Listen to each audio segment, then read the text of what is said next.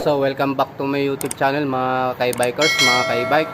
So for today's video, i-share ko sa inyo kung paano natin i-adjust yung RPM ng natin ng Koso. So kung may nakalagay po kayo na Koso sa e-bike nyo, tapos may mapapansin nyo po na masyadong mataas yung palo ng RPM nyo, so pwede natin i-adjust yun. So i-share ko sa inyo to mga ka-bike kung paano natin i-adjust yung sa RPM natin, paano natin isi-setting. So samahan niyo ako, tara.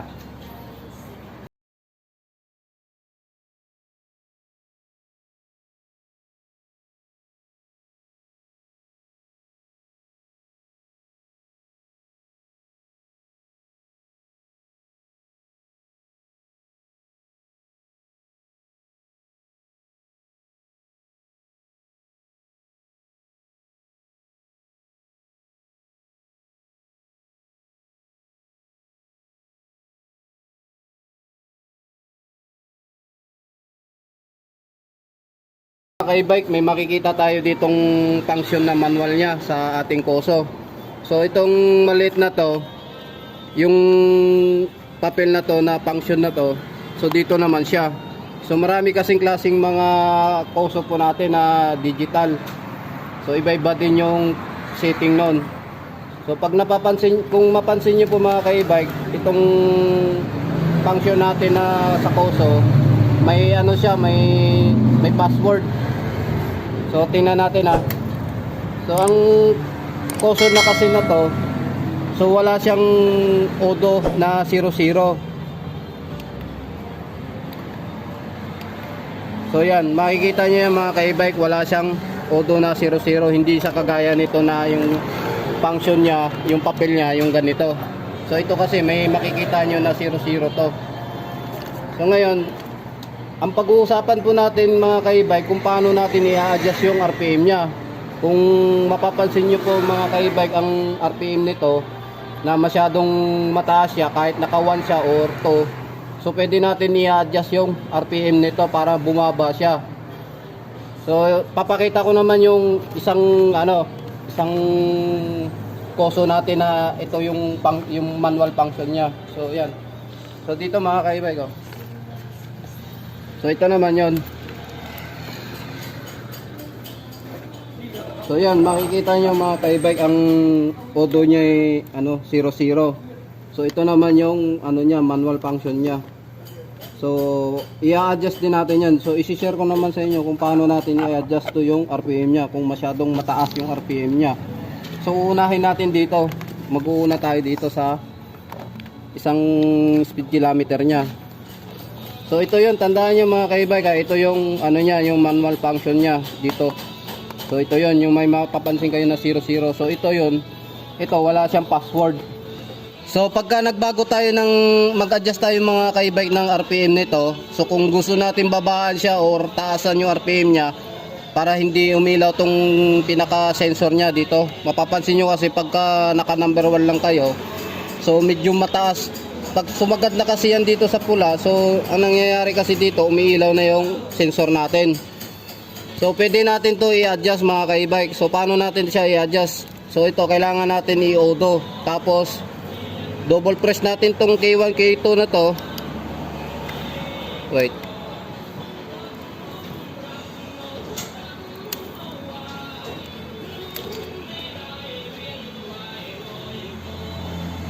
So i-double press natin to mga ka-bike, yung K1, K2 na to So yan. Tapos i-click natin yung kabila sa right. Ilipat lang natin. Tapos ito yung niya, yung PM niya, yung pulse. Yon, dito tayo lilipat ng sa RPM niya. So pwede natin baguhin yan. Pag mababa yan mga ka-bike, pansinin niyo yung pansinin niyo yung RPM. Kung ano mangyayari sa RPM. So yan, bumalik siya. Pansinin niyo yung RPM, medyo siya, medyo tumaas. So yan di ba? Tumataas yung RPM pag naka number 1 doon. So ang nangyayari kasi dito mga ka-bike, pag naka number 1 siya, ang RPM niya magiging mataas. Pagka naka number 4 naman siya, so medyo katamtaman naman yung RPM niya. pag nananakbo kayo ng kahit naka number 2 kayo, so hindi masyadong sagad yung RPM nyo, hindi masyadong iilaw to. So nasa sa inyo na yan kung gusto nyong i-adjust o hindi. So bahala na po kayo kung gusto nyong i-number 1, i-number 2, 3 hanggang 4. So hanggang 4 lang po kasi itong mga ka-e-bike, yung adjust ng RPM nya. So pagka 1 kasi masyadong mataas yung RPM nya, so baliktad siya. Pagka na mataas naman, kung naka number 4 naman doon sa gilid, so katamtaman naman yung palo ng kanyang RPM. So i-adjust ulit natin. So nakita nyo naman siya, oh. So mataas, di ba? Mataas yung RPM nya. Sumasagad siya kahit naka number 1 ng speed nya. So ngayon number 4 natin siya. Click ulit natin. Yan, naka number 1 siya, di ba? Tapos dito ulit. So yan, i-number 4 naman natin siya. Yan, number 2. 1, 2 lang pala siya. 1, 2, 4. 1, 2, 4. So number 4 natin siya mga ka-e-bike. So pabayaan lang natin. Magkaano na lang siya. Magkukusang babalik na lang. So yan, naka number 4 yung kanina, di ba? So tingnan nyo kung may nagbago sa RPM nya.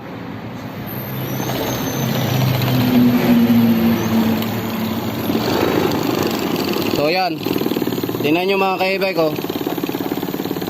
So medyo ano siya, kumakalog-kalog. Naka center stand siya, eh. So yan. So makikita nyo ka-e-bike, oh, tingnan nyo, ang RPM nya ano lang, mababa lang siya kasi naka number 4 siya. So kung yung mag-a-adjust kayo ng RPM nyo, kung gusto nyo babaan yung RPM nyo, so doon nyo na lang i-adjust sa taas ng letter P. Doon sa may niya, sa pulse. So yung 2 kasi kanina doon, tapos yung P, yun yung positive, tapos yung negative. So kailangan talaga naka-positive yun. Tapos yung 2 kanina, yun sa may magnet nya, yung pulse nya. Kung ilan yung nakalagay na magnet sa e-bike nyo. Tapos yung nandun sa may gilid na yun, so doon nyo naman i-adjust yung RPM nyo. So tandaan nyo na lang mga ka-e-bike, pagka naka number 1 kayo, yung adjust ng RPM nyo, so mataas yung palo ng RPM nyo. So kung naka number 2 naman o 4, so depende na lang sa inyo kung gusto nyo yung i-4 siya. Pero ang 4 kasi, para sa akin, katamtaman na lang yung yung palo nya dito, yung palo ng RPM nya. So punta naman tayo dun sa kabila. So tapos na tayo dito mga ka-e-bike, ha. So ang papel nito, ito, yung may nakalagay na 00 na yan, yung sa odometer nya. So ito yung yung manual function nya. So ito naman yung consonant.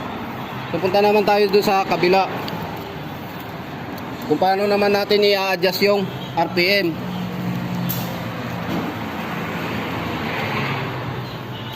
So dito pagka pag nag-adjust naman tayo dito mga ka-e-bike, kailangan trip natin, tapos long press yan.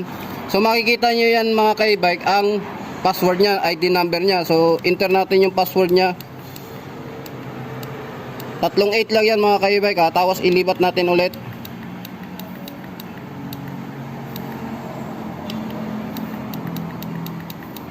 So pag na-enter nya yan 38, long press nyo lang to. So lalabas na yan ang LC nya, yung sa may size ng gulong nya. Tapos back nyo na lang, tapos long press ulit. Yan, may nakalagay pulse, yung sa may magnet nya yan. So dalawa lang naman ang pulse nun. So enter ulit tayo mga ka-e-bike. So yan, itong yung factor nya. So ang gawin natin dyan, pag naka number 1, pwede natin siya ito. Yan, ito natin siya.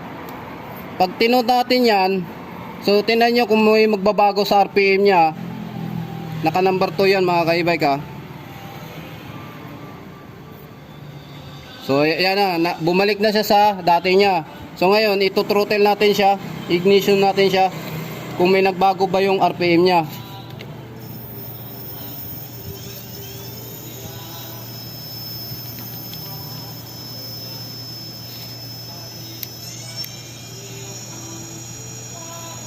So yan.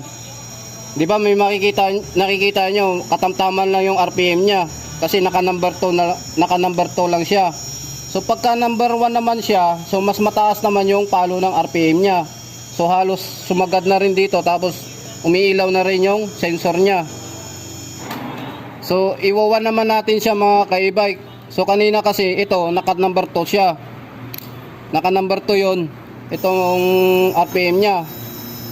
So pagka iwan naman natin siya, mas mataas naman yung RPM niya. So umiilaw naman yung sensor niya, yung ilaw niya dito. So mapapansin nyo yan. So long press ulit natin. Dapat kailangan naka-trip siya. Tapos enter ulit natin yung 3/8.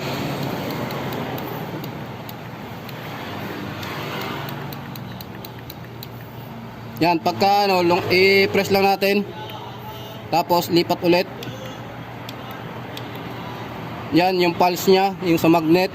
Yon sa factor. Ito yung sa RPM niya. So pagka iwan natin yan,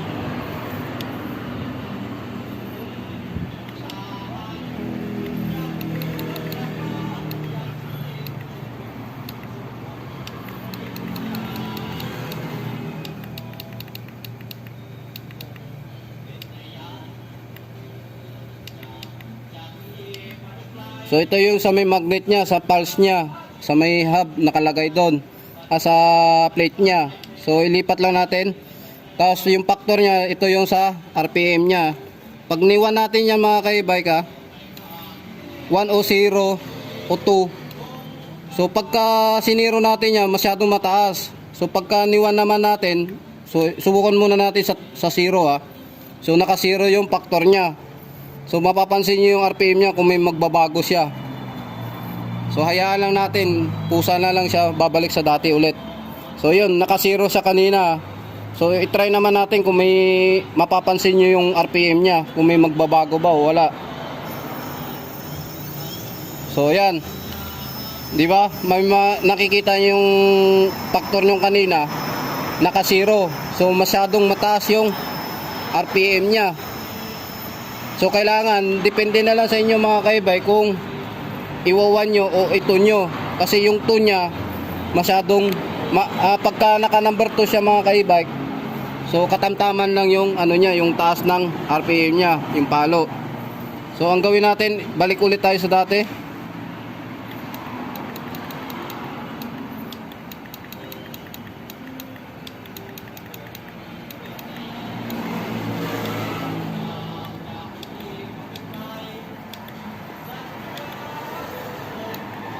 So ang sa akin kasi nilalagay ko lang doon, tulan talaga yung factor niya, para katamtaman lang yung palo ng RPM nito.